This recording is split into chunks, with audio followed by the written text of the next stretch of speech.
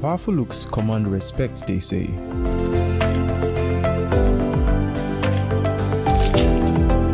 The perfect body,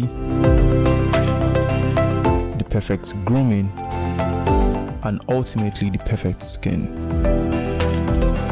Looks, style, and grooming makes the ultimate man.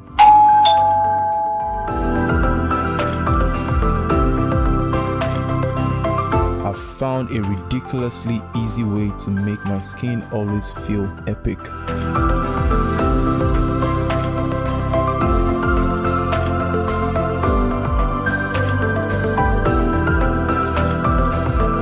My name is Neo.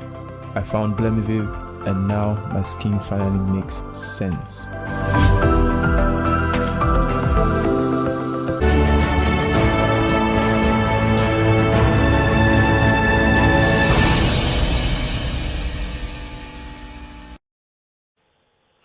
You're still watching iBrand Daybreak, and the conversation definitely continues when it comes to party politics. It's all about the APC national conventions, and several Nigerians are reacting to it, both political technocrats, the political activists, as well as politicians themselves who are either members of the party or members of the opposition party. Everyone definitely has a say. Now, joining us to discuss this further is a political technocrat. Dr. Dayo Kayode is on the line, and welcome to the show. Good morning. Good morning, Dr. Dayo. Good morning. How are you? Top of the week to you. Yeah, top of the week it is. The APC National Convention, consensus was what was in the air prior to the convention, but majority felt it was just restricted to the national chairmanship position. Apparently, we were all wrong. It was across board, so to speak. What's your reaction about that itself? Yes. Let me first of all appreciate the way that the president, who is the leader of the party, was able to convince every other person to uphold the consensus strategy that was adopted over the weekend by APC. But at the same time, we could see some kind of hoodwinking in forcing so many of them to align with the so-called unity list. Because even after the meeting with the president, there are still a lot of them that were saying, no, we got to go to the field. Even at the point, the chairman of the Governors Forum, the person of Dr. Kayode, the governor of Ekiti State, was saying that he was not aware of the consensus being planned by the president until when one of his aides came to debunk it. But somehow, what he said had been recorded by journalists. Now, the issue is, to what extent were people happy with that consensus list? Were they all in tandem with the consensus list being presented by the leader of the party? Are we saying that they are keeping quiet, has some kind of satisfaction, hoodwinking, some kind of threat in it? Because we can also remember what happened during the election of the leaders of the Senate, whereby the person that was supposed to even contest for the presidency of the Senate was invited to Aso Rock, and he was actually having some cases with the EFCC. But by the time he came out of Aso Rock, the case was removed off him. Until today, we've not had anything. All right. So these are issues that we need to look at. Even look at the chairman, the president, the newly elected chairman of the APC. Yes. It's been alleged that he's having a case of fraud, 450 billion on his neck. Dr. Dayo, before we delve further into that issue, Dr. Dayo, trying to promote Dr. Dayo, or going against corruption. Before we delve into that issue, let's not leave that threat issue you just mentioned, because there have been allegations and speculations about the fact that some of these people may have been threatened into silence.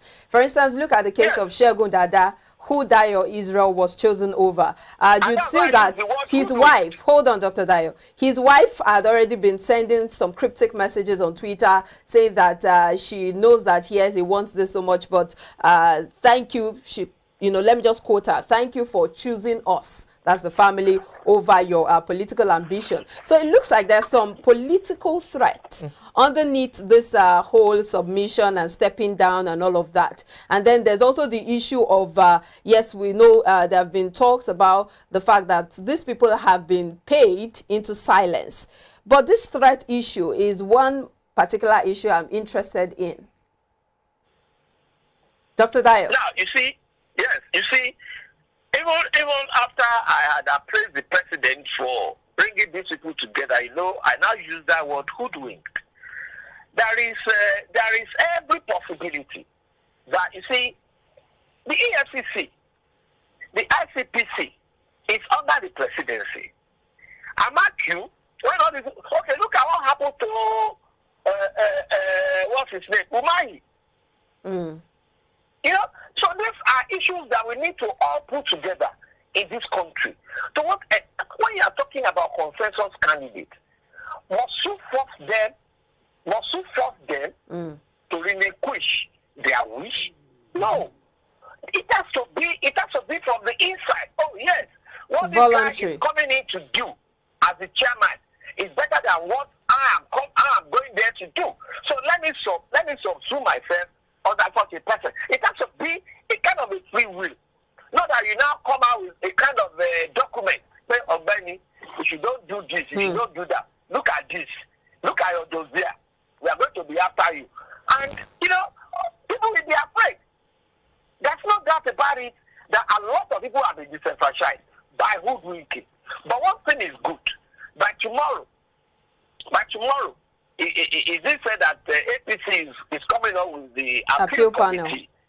Do you understand? So let us see how many of these people we want to come and talk to this appeal committee that will look properly into what really transpired during this convention. Talking about the appeal committee you just mentioned, isn't it ridiculous that there's even an appeal committee set up all in the name of democratic, rules or policies when several, as you've said, and so many Nigerians have predicted, were either, forced to relinquish their positions or were threatened, among others. Now, the reason is this. The committee that will be set up in terms of the appeal committee will still be that of the, National Working Committee, which indirectly is from the president.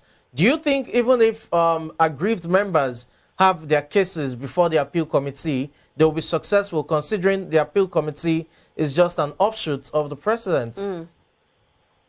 No, it's not that anybody is expecting that those people, the aggrieved people going to that appeal committee will be successful.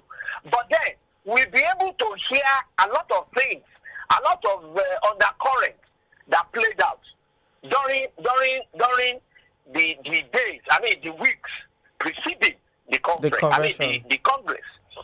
The convention. We will be able to see what so many of these contestants were made to go through.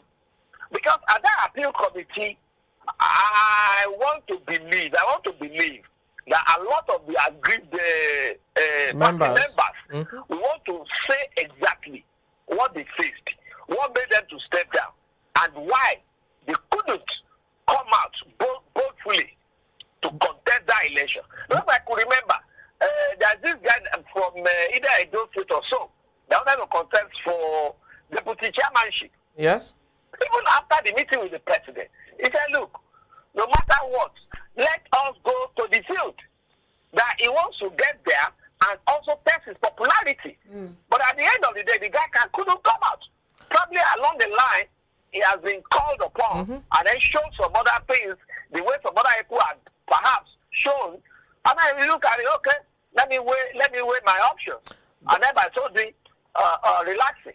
But Dr. D, let me interrupt you there, please. I'm very sure that by the time they set up this appeal committee, maybe one or two people will be ready to say the truth as regard what happened. Then based on that, we'll be now able to project what might have happened to others. Let me interrupt you there, please. If, and this is a big if you have members threatened, blackmailed, hoodwinked, whatever it is, in relinquishing their ambitions, do you think these same members that have been blackmailed or threatened can easily, come forward to the appeals committee?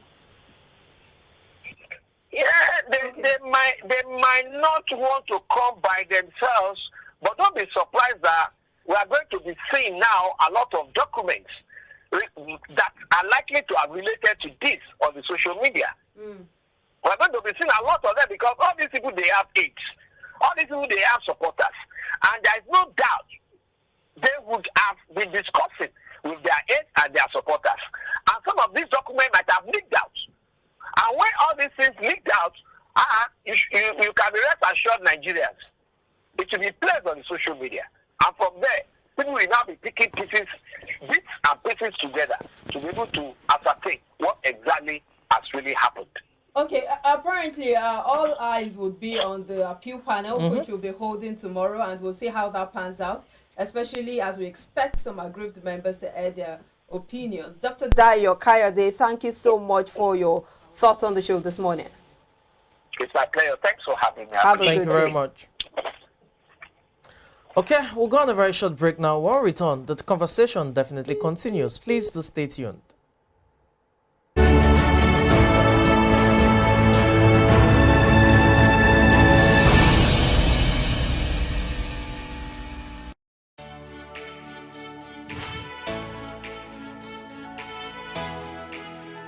Most people don't understand the magic of a perfect skin, the allure of a well-pampered skin.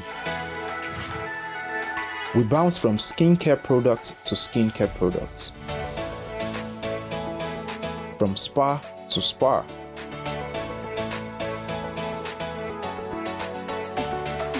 Looking for that ideal solution.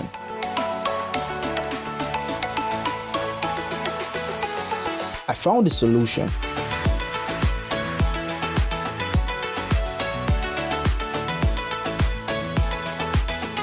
And it's Blemiville Skincare and Spa.